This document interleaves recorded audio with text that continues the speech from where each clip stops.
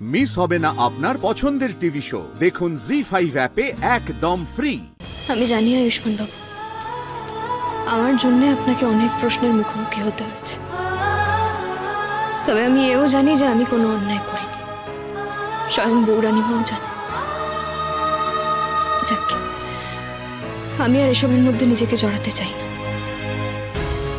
কিন্তু বৌরানী কি চাইছেন, ওনার কি ইঙ্গিত, সেটা বোঝার মতো ক্ষমতাও আমার নেই। আমি শুধু এটুকু জানি, এই নবগ্রামে আমি সম্মান নিয়ে শিক্ষকতা করতে এসেছি, আর আমি তাই করব। আমি আর অন্য কোনো দিকে মন দেব না, কিচ্ছুতে না।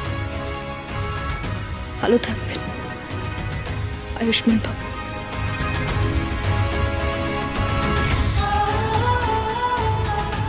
এই অষ্টমী চিরকাল আপনাকে বন্ধু হিসেবে মনে রাখবে, চিরকাল।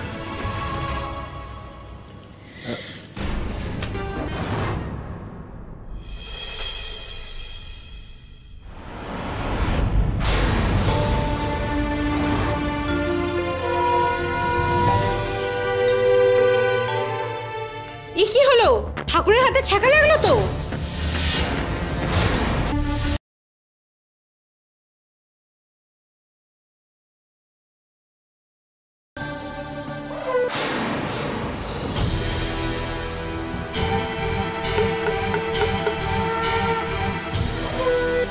এরকম তো কখনো হয় না। হ্যাঁ, ঠাকুরের বাজানো শঙ্খধ্বনি তো গ্রামের প্রতিটা কোনায় শোনা যায়।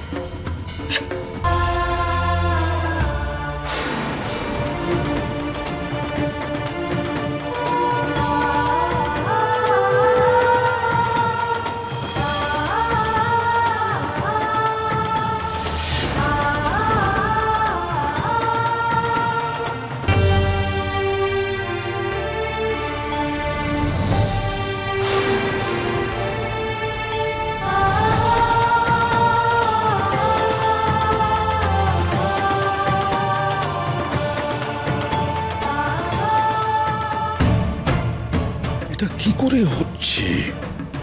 এতগুলো গন্ডগোল তো একসাথে হতে পারে না।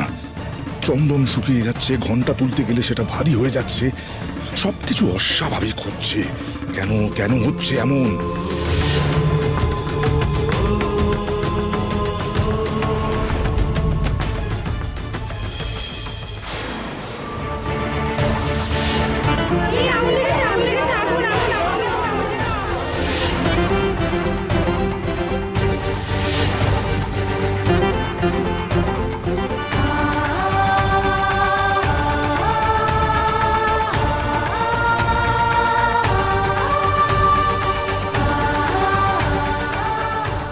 অষ্টমীকে ঘরে দেখলে? না বাবা, ওর ব্যাগ জামা কাপড় কিচ্ছু নেই। আমার মনে হয় ও চলে গেছে। তার মানে অষ্টমী চলে যাওয়ার সাথে সাথেই এই সমস্ত অঘটন ঘটা শুরু হয়েছে। তবে কি মাই ঠিক? স্বয়ং বৌরানী কি আমাকে অষ্টমীকে আটকানোর ইঙ্গিত দিচ্ছেন? জি5 ডাউনলোড করুন আর সব এপিসোড দেখুন একদম ফ্রি।